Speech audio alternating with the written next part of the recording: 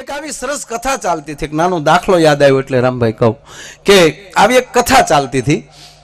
એમાં એક મુસ્લિમ છોકરો, હવે એને કથા સાથે સાહેબ કઈ લેના દેના નહોતા. એને તો એટલું જ હતું, કથા બપોરે પૂરી થાય તો અહીંયા હરિહર મળતું હોય અને પોતાને બિચારાને ભૂખ લાગેલી અને પોતાની પાસે કોઈ વ્યવસ્થા નહીં, કોઈ કામ ધંધો આપેલો નહીં, સમાજથી થોડો કંટાળી ગયેલો માણસ અને કથામાં આવીને છેલ્લે બેઠો. કથા કોની હતી નામ ભૂલી ગયો છું, વ્યાસપીઠ ઉપર. આ કોઈ દાખલો નથી, એક સત્ય ઘટના છે.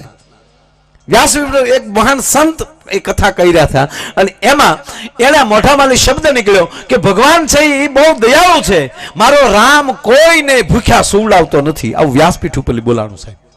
મારો રામ કોઈને ભૂખ્યા સુવડાવતો નથી, જગાડે બધાને ભૂખ્યા, પણ મારો રામ છે એ કોઈને ભૂખ્યા સુવડાવતો નથી, એ તો હુતાને જગાડીને આપે છે.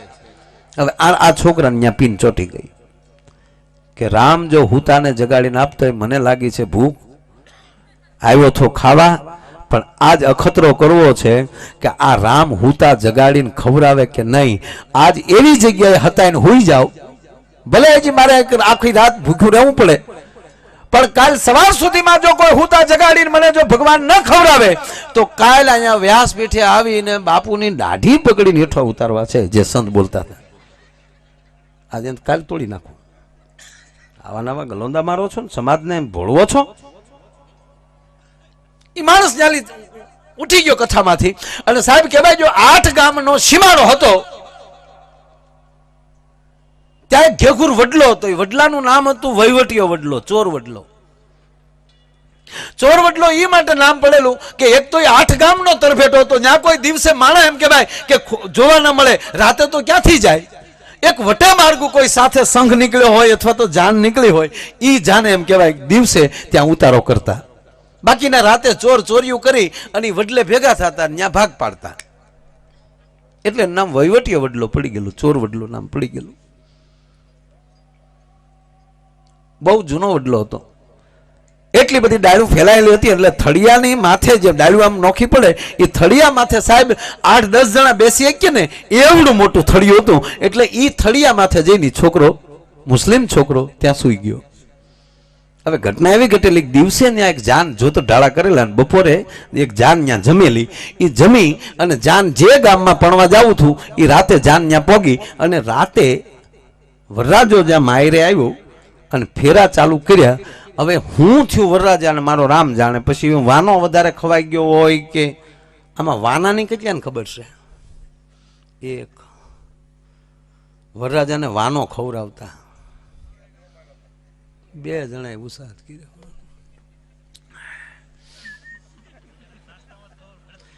આના ઉપરલી ખબર પડે કે માણસ પાસે રૂપિયો આવ્યો પણ પ્રેમ ઘટી ગયો. નગર ગામડામાં સાહેબ કોઈના દીકરાના લગ્ન હોય ને એટલે આડો પાડો હોય ને સંબંધી એને જમવા લઈ જાય, એને કહેતા વાનો ખાવા લાવ્યા. ફર્સ્ટ ક્લાસ રસોઈ બનાવે છોકરા હાટો ને, હારે વળી એક જણો મારી જેવો મફત કોઈ બેસી ગયો હોય. હા, એની પ્રક્રિયા તમને કહું. એને જમાડે અને પછી એ બધી બાઈઓ પછી આડો પાડોની બાઈઓ ભેગી થાય, ઢોલીને બોલાવે અને વરરાજાને ગાતા ગાતા ગીત ગાતા ગાતા ઢોલ વગાડતા વગાડતા ઘેરે મૂકવા આવે. સાહેબ એ 5-7 દિવસ થાય ને તો એ વરરાજો આખા ગામમાં જમી લીધો હોય અને એના હાથમાં નાળિયેર આપે, માથે સાડી કે એવું કપડું રાખે, બાયું આમ પકડીને હાલી જતી હોય અને આના એક હાથમાં નાળિયેર હોય ને એક હાથમાં આમ તલવાર હોય. તલવારની પીસીએથી એમ કહેવાય કે એને પાછું ઓલું કપડું ઊંચું રાખ્યું હોય, એને પહ ભર્યો કહેવાય. અને પહના ગીત હતા. હા બેનું, હા, કોણે તારા નાળિયેરા શણગાર્યા ને કોણે તારો પહ ભર્યો. એ વાનો નો ખવડાવ હોય ને એ પહમાં રૂપિયાના હાથમાં નાળિયેરની હેઠે આમ રૂપિયા મૂકી દે. તેથી તો રૂપિયા 2 રૂપિયા 5 રૂપિયા મૂકે તો વરનો બાપ કૂદવા મળતો. 5 રૂપિયા વરો હદરી જાય. હે, આ પહ ભરતા એટલે વરરાજાને આવું કાંઈક ખવાઈ ગયેલું કાંઈક. એમાં એને કંઈક આકળી ચડી, જે કાંઈ થયું પણ ટૂંકમાં વરરાજો એમ કહેવાય કે સાલું ફેરે માંડવામાં પડી ગયો. એટલે ત્યારે થોડું ઘણું માણસો વધારે અંધશ્રદ્ધામાં માનતા હતા એટલે હતું તો સાચું જ. એટલે તરત ભરતભાઈ રાવળ જેવાને બોલાવ્યા અને સાહેબ ડાક છોડી. આ ઘટના ઘટી છે, દાખલો નથી દેતો સાહેબ. ભૂવા આવ્યો અને ડાકની દાંડી મારી કોણ છો હાલ ઊભી થા હાલ વરરાજો ધૂણ્યો ખમા ખમા કોણ છો અમે 9 ઘરા સહી એક નથી 9 ઘરા સહી ક્યાંથી આવ્યા વડલેથી અહીંયા હું તમારા બાપનું ડાયટું ભવાય મજબૂત વાળો કે અમારે કાંઈ ડાયટું નથી તમે આખી જાન જમ્યા અમને ન જમાડ્યા તમારે જમવું છે કે હા વરરાજા માથેલી રામભાઈ 9 થાળીઓ ઉતારી તૈયાર કરી અને 9 થાળીઓ તૈયાર કરીને 15 જણાને મોકલાક જાવ રાતે વડલે મૂકી આવો એ વડલા હેઠે થાળીઓ મૂકી આવ્યા ઓલો ઉપર હૂતો છે હવે સાંભળજો સત્ય ઘટના છે આ ઓલા થાળીઓ મૂકીને પછી તો મુઠ્ઠીઓ જ વાળવાની ઓચ્યું ન્યા અને એ 9 ઘરાની થાળીઓ દેવા ગયા હતા એટલે પાછું વાળું જોવાય નહીં અમારે એક ભવા હતા બહુ મોટી ઉંમરના ને એ બેઠા હોય એટલે અમે એની પાસે અમે તેથી નાના એટલે આમ એની ખડકીમાં ગળે ને તેને ખબર પડી જાય કોઈક જોવરાવાવાળો આવ્યો એટલે અમને અગાઉ મળે પૂછો છોકરા હું ખાવું અમે કે શીરો એટલે તરત દાણા જોઈને એમ કહી દે કે કાલે દિયાથમી જાય આરતી તાણું ચાલુ થઈ જાય એટલે 2 કાહાની તાહળીઓ ભરી અને શમશાને શીરો મૂકી આવી છે અમે શમશાનની વાહે નેરામાં અમે વાટે બેઠા હોય બાપના હું હા જરાય ખોટું હોય ઓલો શમશાનમાં આમ લીટો કરે ગોળ એમાં 2 તાહળીઓ મૂકે અને પાછા અમારે ભવા એમ કહેતા કે એ તાહળીઓ મૂકી અને રોડે સડીને ત્યાં સુધી પાસુવાળું ન જોતો અને રોડે સડીને પાસુવાળું જોજે જો ત્યાં તાહળિયું ન હોય તો માની લેજે તારું કારણ ગયું અને અમે હડપ દીને જે તાહળિયું લઈ લેતા અને નેરામ બેઠા બેઠા શેરો ખાઈને ઓલાનો એમ થઈ જાય કે લઈ જાઓ ભૂતળા લઈ જા ભૂતળા સાહેબ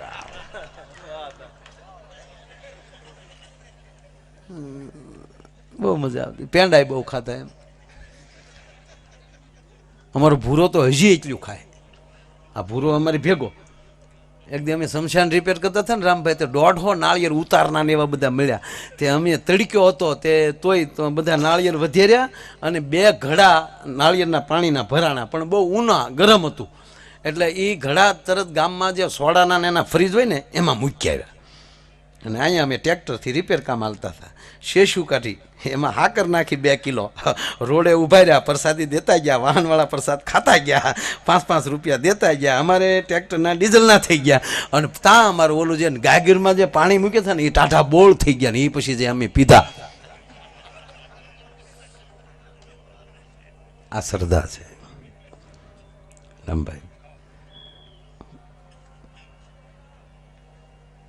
એક જ મિનિટ પેલા પ્રસંગ પૂરો કરી લઉં ઓલા થાળીઓ મૂકીને રામભાઈ વયા ગયા એ જ્યાં થાળીઓ મૂકીને ગયા ત્યાં ચોર આવ્યા ત્યાં ખાતર પાડવા ગયા હશે ને ભાગ પાડવા ત્યાં આવ્યા ત્યાં જ આવ્યા તો થાળીઓ તૈયાર જોઈ એ કે ભાઈ આજ તો વાડ્યું ઠેકીને થાકી ગયા હતા દોડીને એમાં જો કોકને આ જાનની થાળીઓ પડી રહી લાગે આ જમવાનું મળી ગયું એટલે ચોરનો નાયક બોલ્યો જોજો કોકે દવા ઝીકી દીધી છે ગોટો વળી જાવ ગમે ત્યાં ગમે ખાઈ નહીં લેવાનું છાપડાક તો ઓલે જોયું ને તો હજી દાળ ને શાક હજી હહેકા હતા થોડાક ગરમ હતા એ કે કોક હમણાં જ મૂકીને ગયેલું છે નક્કી કોકે ખાલી દગો જ કરેલો છે તાજું જ છે હજી ગરમ છે જોજે એટલે એમ કોક હશે બચ્ચું કરીને તો ઓલો ઝાડ માથે નળો દેખાણો વડલા માથે ઓલો હુઈ ગયેલો એ રહ્યો કે અહીંયા ઉતારો ને હેઠો ઉતરે એ કે ભાઈ મને હુવા હેઠો ઉતાર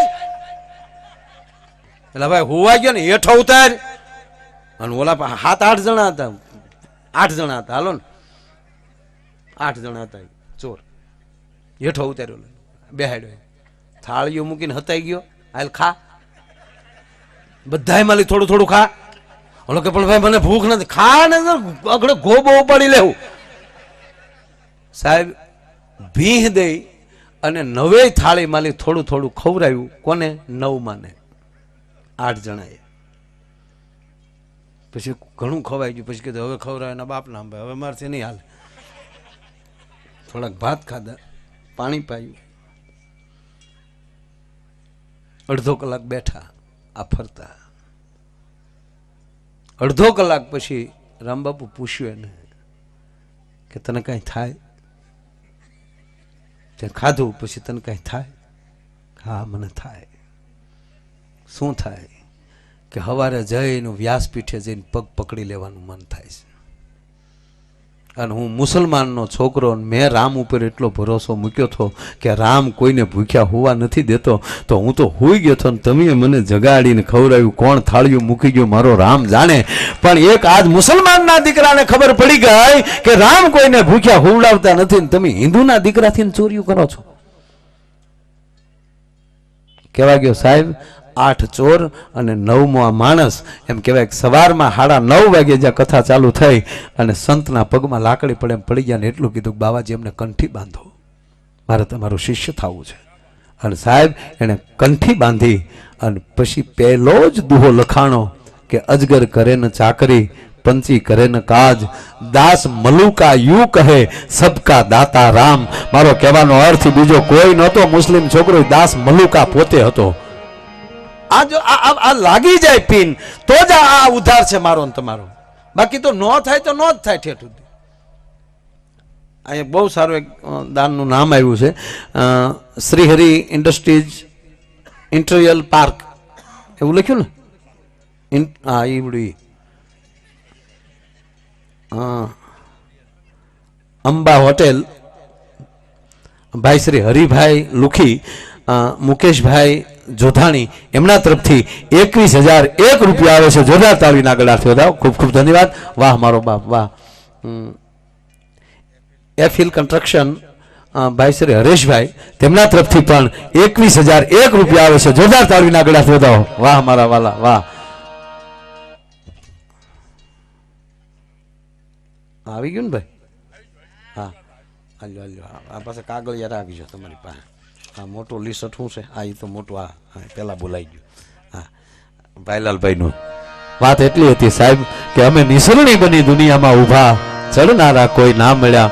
વાત એટલી. બીજી વાત ન્યાલી ચાલુ થતી હતી કે આપણા પુરુષમાં કરતા સ્ત્રીઓમાં બહેનોમાં ક્ષમા વધારે હોય, દયા વધારે હોય, ત્યાગ વધારે હોય. ત્યાગની તો મૂર્તિ છે ને સાહેબ. બાકી એ જેમ 18 વર્ષ 22 વર્ષ બાપના ઘરે મોટા થઈ અને પછી હારે જાય એવો પ્રોગ્રામ આપણો આવતો તો કેવું થાત? અવળું હોત ભૂતાન ઘોડે.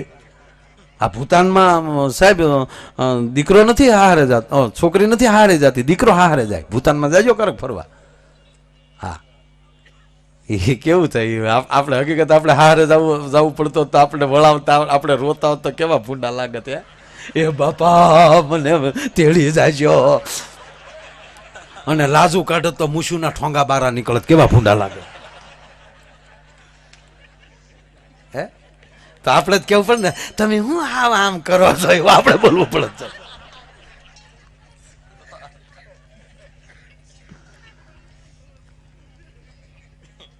નહીં ગજબ વસ્તુ છે. ટૂંકી વાત એટલી છે સાહેબ કે એ બહેનોની અંદર ત્યાગ એટલો હોય છે, પ્રેમ એટલો હોય છે, લાગણી એટલી હોય છે, ભાવ એટલો હોય છે. અને કહેવાય ગયો વાત એ માટે કરું કે એક સમયનો એક કલાકાર નાટકની અંદર રમનારો માણસ એ ખાલી સ્ત્રી પાત્રો પહેરી લેતો સાહેબ તો એની અંદર પણ જો વાત્સલ્ય ભાવ પેદા થઈ જતો. એટલે કવિ કાગને લખવું પડ્યું છે કે માથે ઓઢી ઓઢણી અને પછી પગે બાંધ્યા ઘૂઘરા, અમે નારીઓ બની રાતભર રમ્યા, જોનારા કોઈ ના મળ્યા છે. યુવાન પેઢી મેં કીધું ને કે પહની ખબર ન હોય તો એને કહેવાય જો બહુ ભવાય ન જોઈ હોય. પેલા તો નાટકો એની અંદર સ્ત્રી પાત્રો નહોતા, પુરુષ જ એમ કહેવાય સ્ત્રી પાત્ર પહેરતા. અરે બીજાની ક્યાં વાત કરો, સ્વર્ગસ્થ હેમુભાઈ ગઢવીની વાત કરો તમે સાહેબ. એના 3 મામા સગા અને ચોથા હેમુભાઈ નાટક કંપની ચલાવતા, એની અંદર સ્ત્રી પાત્ર હેમુ ગઢવી લેતા હતા સાહેબ. અને એક પ્રસંગ મેં ભીખુદાનભાઈ પાસેથી સાંભળેલો કે પાડોદર ની અંદર જેથી હેમુ ગઢવી નાટક કંપની લઈને ગયા અને નવઘણ જેથી એમ કહેવાય નાટક ભજવવાનું હતું. મિત્રો સાહેબ એને જાહલ બનવાનું હતું હેમુ ગઢવીને. એક તો એનું કંઠ, એની કેણી, પણ એક નાની નાટક કંપની એટલે એની પાસે એક દીકરીના જાહલનો પોશાક પહેરાય એવો એની પાસે પોશાક નહોતો. આખું ગામ પાડોદર આયરનું અને આયરની દીકરી જાહલ છે એટલે ગામમાં જઈને કોકે કીધું કે હેમુભાઈને થાય એવા કપડાં કોઈ દીકરી પાસે હોય તો અમારે જોતા છે. અને સાહેબ એક આયરની દીકરી ઘરે બોલાવીને કીધું કે હેમુભાઈ આ લ્યો મારા કપડાં, આ પહેરશો ને એટલે અસલ જાહલ જેવા લાગશો, જાહલ જ લાગશો.